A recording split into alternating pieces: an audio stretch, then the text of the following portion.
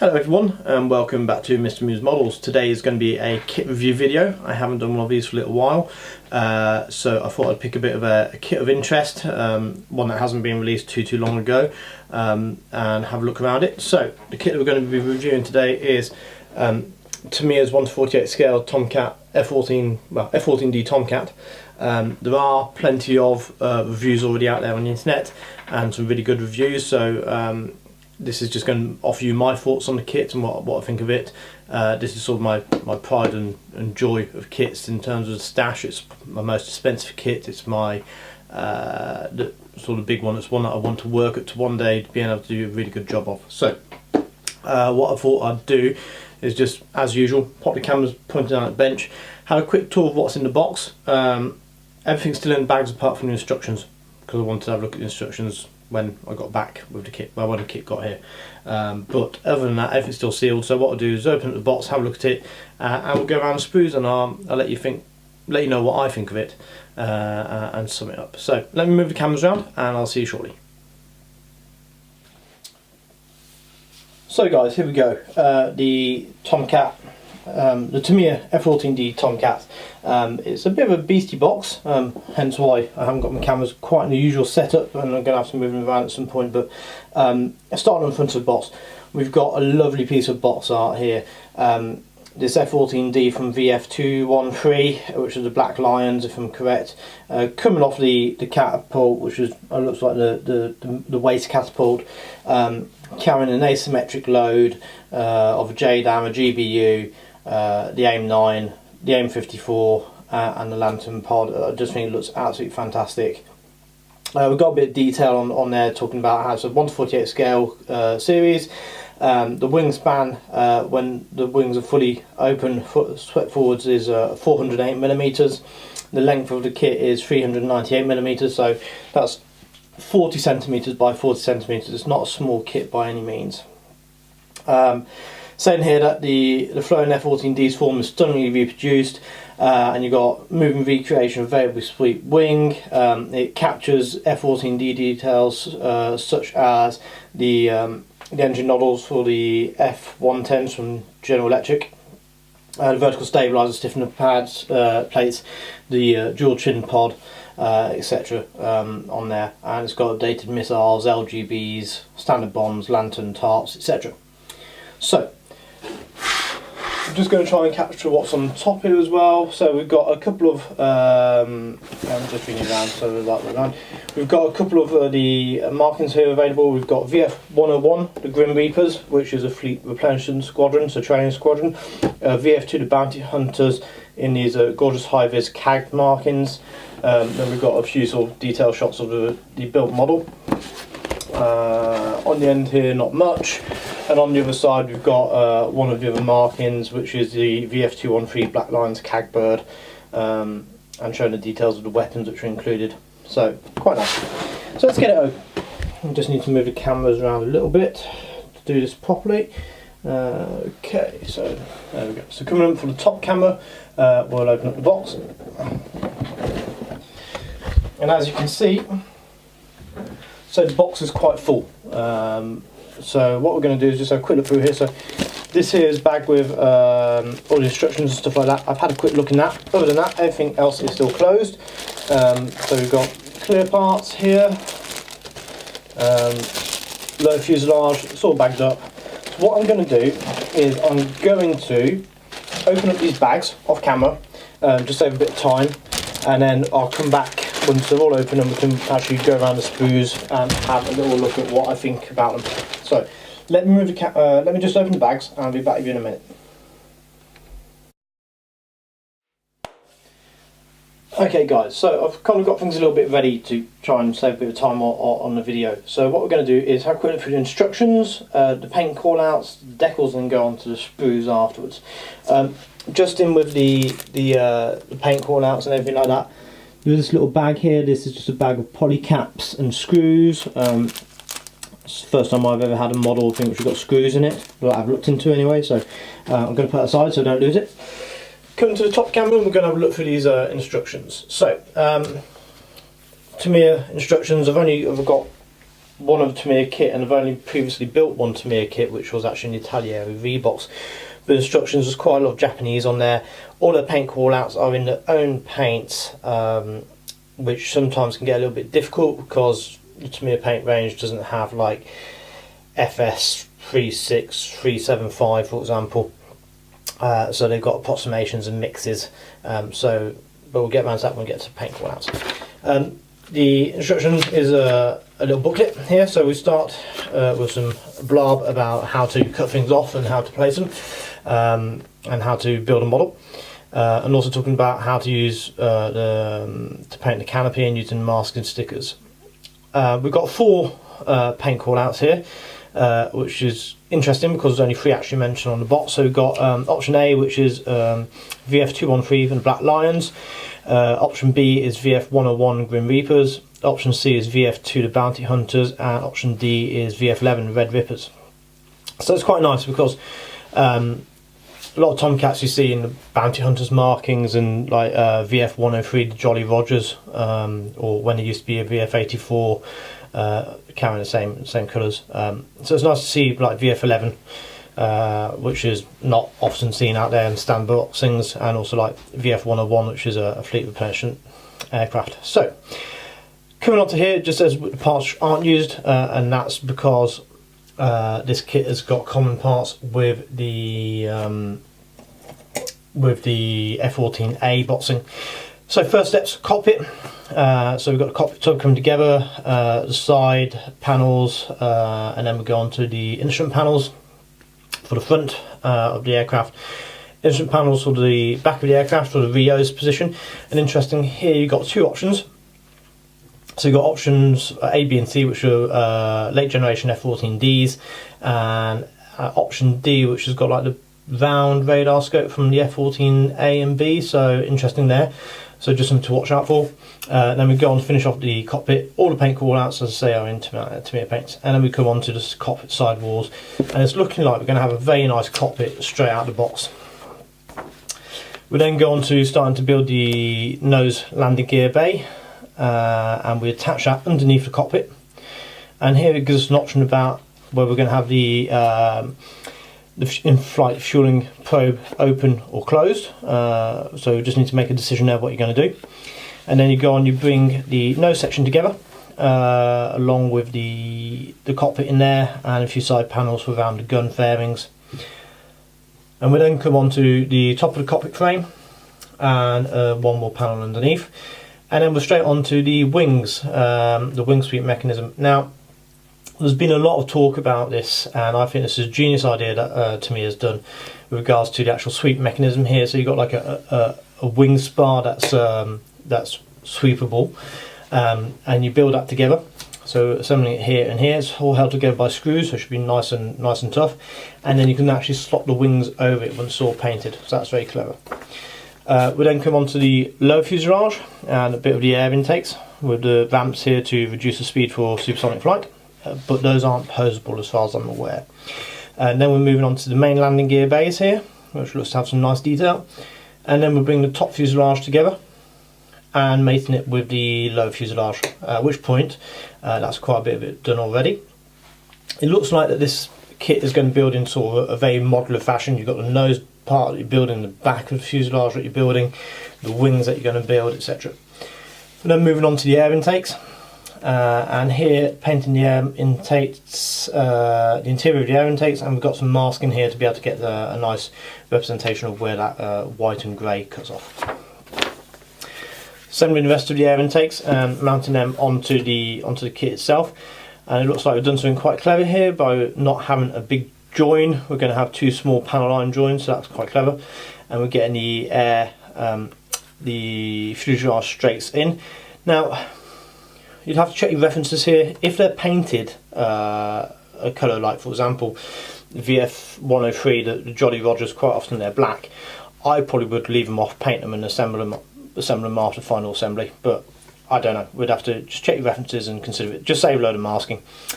Anyway, then you bring the nose into the main fuselage, and just one panel underneath to bring it all together, by which time most of the aircraft seems to be built. Then starting work on is the exhausts, not jet nozzles. So this is major difference between a F-14A and a B and a D. There's different engines. There's a General Electric F-110s as opposed to the Pratt & Whitney TF-30s. So that's nicely done. The beaver tail here coming together. And then we're starting work on the wings. Bring the wings together, and here's what I'm saying about slotting the wings over it. And I have heard from people building the F-14A that, to be honest, you don't even need to glue this. You can just slot them on, dry fit them, and they'll stay there. So that's probably a good option if you're going to go out to shows and stuff with it, because you'll be able to take the wings off and it'll be a bit safer for transport. And then we go on to building the nose gear, which looks nicely detailed. Attaching the nose gear and the dual pod chin, what do you call it? The sensor pods underneath the chin. So we've got infrared and TV camera 1 there, which is typical of the D model. Sorry. Bringing on the landing gear bay doors, and then we're starting work on the main landing gear. So right and left, and assembling those. And then we've got some blank plates here which are going in where the sparrows normally would go if you're making it in the air defence variant, with the 4 sparrows underneath. So just need to keep your eye open for that. And then attaching the main landing gear covers. Once again, personally, I'll do this after painting. And then we've got the horizontal stabilisers going in, and these are held in by a polycap, so they should be nice and tight. And then we're going on to working on ordnance. So these are the Tomcat bomb mounts, and there's 4 of those to go underneath on the Phoenix pallets. Obviously, if you're going to build this with Phoenixes on board, then you wouldn't put the bomb pallets there, you'd only put those on if you're going to make it into a bombcat. Options here on the wings as well, on the wing pylons. So we've got 2 sidewinder pylons. We've got the Law 7s here, which are the older generation sidewinder pylon. And then for options A, B and C here, we've got Law 183 bowl rails, which has got the integrated flare dispenser. So once again, just need to make sure that we've got the right pylon for the right aircraft. And then we go on to, once again, options A, B, C and D. We've got different mounts here for the wing pylons. So options A and B seem to be carrying a Phoenix missile and a lantern pod on the other side. Option C here has got Sparrow missiles on both sides.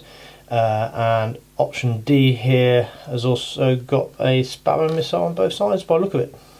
So one of those, just need to be a little bit careful about that. And then bringing all the pylons and pallets together onto the aircraft. Check your references here, guys. If you're doing the VF-101 Grim Reapers, because that was a training squadron, they would generally have like what do you call it, a blank AIM-9 and one of the air combat manoeuvring pods on there, targeting pods, which I don't think is actually in here, so you just need to be a bit careful about that. Fuel tanks. And then we're going on to the ordnance, so AIM-9s, AIM-7s, AIM-54s, and then all the bombs on this side, so GBU-12s, GBU-16s, and GBU-31s, and the lantern pod, and the TARS pod. The TARS pod looks like it's very well detailed, which is nice, and the ordnance is quite comprehensive. It's quite good that they've obviously done the homework over at Tamiya, because they haven't included the GBU-38. I think the GBU-38, the small JDAM, the 500-pound JDAM, was only used on the last cruise in 2006, I'm going to say. I think VF-213 might have been able to deploy it, but I'm not sure whether that was the case. Once again, you can just have a play around there. Would have been quite nice to see some big GBU-24s. And mount those in a staggered mounting, but we've got some relatively good options for ordnance. And here we've got some of the various ordnance carrying possibilities. So option A here, we've got a big JDAM and a GBU-16, sorry, GBU-12, lantern pod, the Phoenix and 2 AIM-9s. Option B here, we've got Phoenix, 2 AIM-9s, lantern pod, 2 GBU-16s and 1 GBU-12. That's nice to load out. Option C here is a TARS bird. So that was interesting, because I'm sure option C was the Okay, no, that's interesting. So option B here is the Grim Reaper's markings. So to be carrying 2 GBU 16s and GBU 12 and live ordnance would have been quite rare to see that on one of their jets. Interesting. Option C is tarts loadout, which is quite nice, and option D here is a standard sort of air defence loadout. Coming on to then putting on the vertical stabilisers, and then back to the cockpit to do a little bit of work on the ejector seats. Once again here, there's a big difference between the F-14D and the A and B, is our different ejector seats. Then we've got 2 pilots we can pop in there, well, pilot and a Rio, which is all cool. And then we've got the HUD coming in on the front canopy, the front hood of the instrument panel, the back instrument panel shroud, popping those in, and then we are just a few little lumps and bumps. Sorry about that little camera problem. Anyway, so as I was saying, we've got lumps and bumps, pitot tube, various VHF antennas, I believe they are. No, not actually, I'm not sure what they are. But various little antennas here. The canopy, where you can start masking it up using the supplied masking set. And then we're going on to having the canopy open or closed, which is nice. You can show off that nicely detailed cockpit. Then you come on to the airbags here for the wing sweep mechanism, where you've got options to have it swept forwards or closed, and they're dry fitted so you can change your mind afterwards, which is quite nice. So that's the instructions. What we're going to do now is have a quick look at the background information bit. I do like this with Tamiya. They always seem to provide you with some background information. So here we've got a bit of blurb about the history of the Tomcat, and then we're going on down on the bottom here. We've got various loadout configurations. So standard combat air patrol, bombing with LGBs, etc, etc, etc. So that's quite nice. It's a nice little touch. We have also got the paint call outs, which we'll have a look at. So we'll start here. This is option A, so this is VF213 from 2006. It's the CAG bird above the USS, on board the USS Teddy Roosevelt. Some lovely markings here with the high-vis blue versus what looks like to be FS16 64, which is like gold grey, I think, off the top of my head, all over, but that looks nice. Option B is the Grim Reapers. So this is the Fleet Replenishment Squadron, which has got a TPS paint scheme, which is a 3-tone grey. I can't remember the exact FS colours off the top of my head, but I do know they're weathered down. So if you're trying to represent an aircraft that's maybe been operational a bit, you can actually tone them down so it almost looks all over the same grey. Option C here we have is VF2, the Bounty Hunters, and it's the CAG bird from May 2003, whilst they're on ops with the USS Constellation. And this once again is a 3-tone TPS paint scheme, but some gorgeous high-vis markings and a load of bomb marks here where it's been dropping a lot of ordnance. That's quite a nice call out. And option D is the VF11, the Red Rippers. It's another CAG bird, and this was from 1995 on board the USS Carl Vinson. It's a lot more toned down, a lot less high visibility, and it's got the TPS paint scheme once again.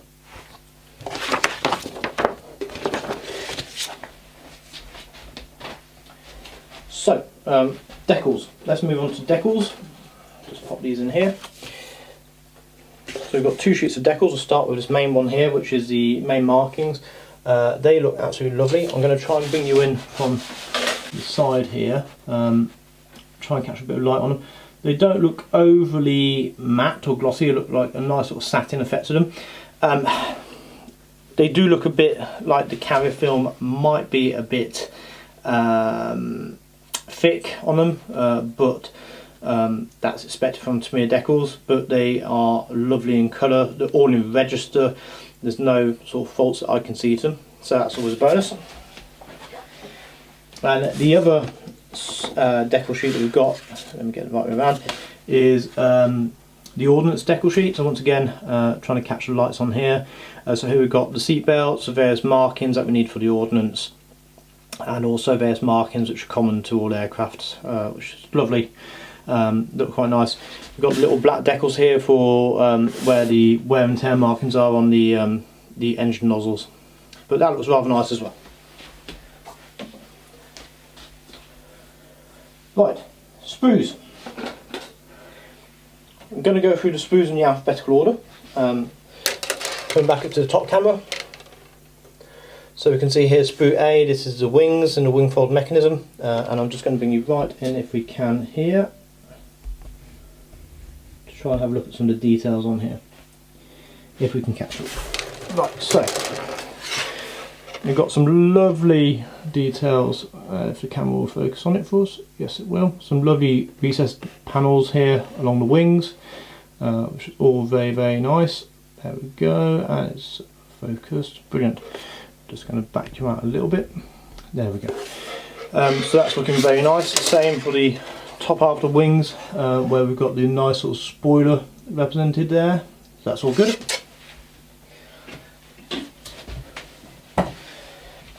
Sprue B, once again looking on the top here. This is the nose and part of the top fuselage and the airbags. So once again, looking all very nice. Just going to try and look at some of the detail here on the side camera, if you can.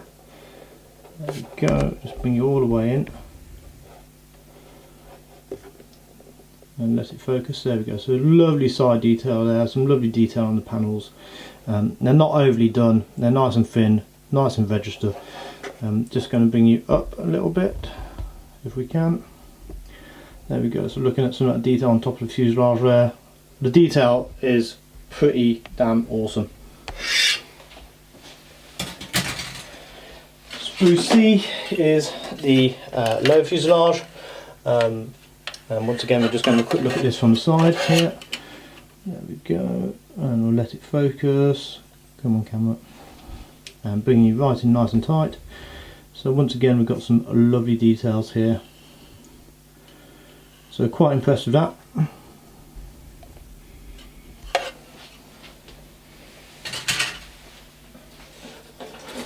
Okay, sprue D is another big sprue, and this one here we've got air intakes, as you can see. We've got the forward Phoenix pallets, we've got the vertical stabilisers as well, and once again I'm not going to show it from the side camera, but the details are looking very, very nice. Actually I will, because if we look up here, if we can get it on the camera properly. There we go. Right, just let that focus. There we go, so some lovely detail there, just trying to catch the panel lines. Looking absolutely exquisite. There we go, just pat that out. So, then we get sprue D, we get two of these. And on these sprues here we have fuel tanks. And we also have the horizontal stabilisers. And we've got the wing pylons here coming on, and also undercarriage parts. I've also got a separate sprue which has been bolted onto it, and this I'm assuming is for the D-specific part, so pilot and different uniform, different flight gear and different ejector seat here. And we're just going to have a quick look at some of these details on the pilot here if we can. We can get you nice and tight. There we go. Right, just let him focus. There we go. As you can see, the details there are looking absolutely brilliant. And once again, I'll try and do the ejector seat. That looks very nice detail straight from the box.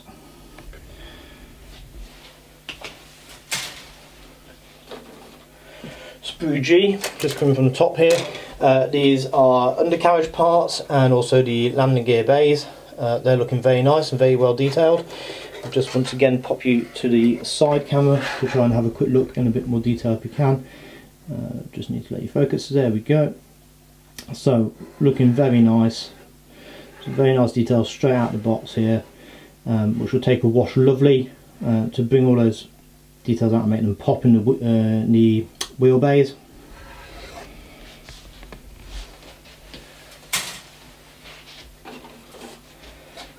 Sprue H. This is cockpit tub material. So we've got the side panels here, which I wonder if there might be some spare parts on another sprue, because obviously they're going to be slightly different because these are the A model parts. Just going to look on the other side, yeah, but they're looking very nice once again, but I think we've got some specific parts for the D later on.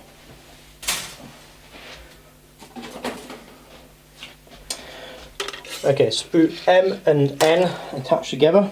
On the sprue M we've got part of the Ordnance here, so we've got the ALQ 167, I think it is, ECM pod, part of the jet nozzles here, the beaver tail, the tarts pod. I'm guessing these parts here are from the A once again, and the sprue N has been bolted onto it to give the D parts, specific D parts, because on here we've got the chin pod, the details for the cockpit, and what we're going to do is we're going to have a look at these from the side camera and try and bring you into a bit more detail. So have a look at these if we can. Do a focus. Camera, focus for me.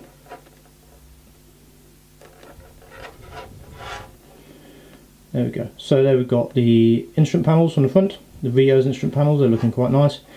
We've got side bits and bobs once again. There we go, and we'll just try and catch the panels up here. As you can see, looking very nice. Nearly there, chaps. Sorry this has taken a while, but there's a heck of a lot of plastic in this to go through. Sprue P and Q, Ordnance once again, and this is F-14D specific Ordnance, because it's got the bombs on it, so JDAM, GBU-16, 12s, it's got the jet exhaust for the FE-110 on it, the bowl rails, the lantern pod, etc. And if I'm just going to bring into how look on, just going to bring you in a quick look on the side and try and have a look at the detail on some of this Ordnance here, because it's looking quite nice. There we go, we'll just bring it down. You can see that JDAM there is looking very nice. Lantern pod looks nice and detailed as well. The GBUs look quite nice as well, so quite happy with that. And we've got two of those, so actually it's quite good. You can end up with two lantern pods and some spares, some stuff for the spares box there, which is quite useful. The last sprue that we have in terms of grey plastic is sprue Z. Now this must be a leftover from the F-14A, because it's the air-to-air missile stuff. And you've got the options here. That's an interesting point. So you've got options at the top here. You can see, let me point it out, different sidewinder heads. So the older types of sidewinders or the newer types, which is good. That gives you some options. And also just down here at the bottom we've got two body options here for the AIM-54, so to differentiate between the A's and the C's, so that's quite nice to do as well. Okay then, so the last piece of sprue that we need to look at is the clear parts, and I've just brought them in here on a cutting mat, just so you can try and see them a little bit better against the bench, and they look lovely and transparent. I can't see any distortion really on the on them. They're very clear. All in all, look rather nice. I'm just going to try and bring you in nice and tight on the side camera if we can. Just try and catch some of these. There we go. So if we bring, there we go. Bring that in there so you can see it's hardly any distortion. It's nice and clear, nice and transparent. I don't even think it's going to need to dip these, to be honest. They look that good. So, and I like the way just here you can see they've integrated the front end of the canopy as part of the fuselage, so you don't end up with that join around the canopy, which looks very nice that way. So it looks nice and integrated into everything. So there you have it, guys. That's the sprue tour of the F-14D. I've just put the cameras back round to face me, and I'll give you my final thoughts on the kit. So it took a while to get around. It has been quite a lot of plastic to look at, and I've been trying to be organised, but I've had a few little camera problems, so thanks for sticking with me, and I'll see you in 2 seconds once we move to cameras. So, Tamiya's Grumman F-14D Tomcat in 48 scale. What do I think of it? I think this is a really nice kit. In terms of the parts, there's not a piece of flash anywhere on the sprues. I've had another look at them again whilst putting them away. The ejector pins all seem to be in sort of reasonable places. There's no sort of like glaring ejector pin halfway in the middle of a wheel bay where as soon as you put a wash into it, it's going to make that stand out. And therefore nothing that needs to have any kind of tricky sanding. The plastic itself feels of a really high quality. The details that are on there, as hopefully we've been able to see on camera, are some of the nicest details I've ever seen on a kit straight out of the box. I mean, I don't think this kit needs any form of aftermarket whatsoever, other than maybe a pre-cut mask for the canopy. And the only reason I'd say that is I don't trust myself to get the mask cut exactly perfectly off the Tamiya mask. Now, if you've got really good skills, I'd say you wouldn't even need that. Yeah, I dare say there's going to be a load of aftermarket come out from Edward and Ares and CMK and all of that, and it'll make this lovely looking kit even better. But I think out of the box, this will build up to be a lovely looking F-14. I like the way you've got various options in markings, various options in terms of ordnance. It's not being stingy and said, oh, you've only got one sort of format of ordnance for that 3 different markings, which is really nice. You know, you're not going to have to put up with things like that. And you've also got the parts in the F-14A in there, so you can even go left wing and, for example, put dual sidewinders on this aircraft if you wanted to. Overall, the offering in the box is fantastic. Price wise, now I got this from Model Kits for Less on Facebook. It's a group run by a chap called Mike Jolly. He's got a proper bricks and mortar model shop up in the north. I think it's near Bolton. And this kit delivered to home was 75 quid, maybe a little bit less. If you go and look on the bigger retail sites, you're looking at £85–90 at the very least, plus delivery. So I'd say it's an expensive kit, but do your shopping, do your homework, have a look where you can get it. I know P&M Models from Floyd Models offers it at a half decent price as well, and you can collect from shows. They go out to shows, they'll be at Telford, so have a look at them. You know, it'll save you some post and packaging and get a reasonable price. I'd say get one, absolutely get one. I know there's going to be a load of aftermarket decals coming out. Furball are releasing loads, and they're going to be doing sort of high vis and low vis sort of line birds. So the options here for making Tomcats are going to be absolutely phenomenal. Now the elephant in the room is AMK's F-14D Tomcat in 48 scale as well. I've actually got that kit on pre-order, and I've had it on pre-order since 2016, and we're still waiting. And they keep on saying, "Oh, it's going to be released, it's going to be released," but you know, and they put some photos up on Facebook or of sort of test shots and stuff like that, and it does look really nice. But Tamiya's come out and released this guy way before they have. Okay, Tamiya doesn't have all the options that the AMK kit is supposedly going to have, so you haven't got the drop slats and flaps. However, unless you're actually representing the aircraft taking off or coming into land, the Tomcat doesn't have the slats and flaps deployed at any point. If it's put away on the ground or on the deck waiting to, you know, if you're going to display it in that closed up powered down position, the wings are back, and if the wings are back, well, the flaps are up and the slats are up.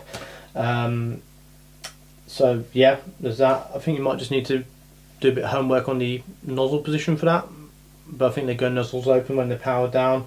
I know the F-14A had one nozzle open, one nozzle shut, but that's a different story. I'm not sure whether you can do, I don't think you've got a compressed oleo on the nose wheel, so you can't really display it, as I say, on the cat ready to be shot off the cat, which I think the AMK one will allow you to do. But, you know, get one of each. Get one, button it all up, stick it in flight with the Tomcat from Tamiya, and get the AMK one and put that one, you know, as it's coming into land or about to take off. You've got options there. But yeah, this is highly recommended. All Tamiya need to do now is bring out the B version, which would be interesting. And basically you could probably actually build a B out of this. The only thing you might be missing is the nose, the chin pod. and the exhausts from the A. I'd have to have a look through this, but basically the A, the B and the D. The differences are the B was basically an F-14A but with different engines. So you could got the engines from here, you could mount it onto an F-14A and make it into a B, and then you just need to get the appropriate decals for it. The D had newer avionics, digital avionics and stuff like that, and therefore had more options in terms of armament. But anyway, I waffle. Sum it up, get one, nice and simple. I would, I have. So, but would I buy another one? Yeah, I probably would, you know, and then try and get some aftermarket decals or lovely kit. When I'm going to build it, God knows. With the arrival of Baby, modelling sort of been on the go slow at the minute. So, but at one point it'll definitely be built. And when I do build it, I'll definitely get it up on here to show you guys. So, thank you for sticking with me on this one. I dread to think how long the video's gone for, because I'm shooting all this and then going to edit it together, so I know it's going to be a long review. So thank you for sticking with me, if you have stuck with me and put up with the waffling. Thank you, as always, for those who like the channel, who subscribe to the channel and leave comments. It's always appreciated, guys. And with that, I will see you very soon. Well, as soon as I can do. I hope you have a good end to your day and a great week, and we'll take care, guys. So happy modelling. See you soon. Bye bye.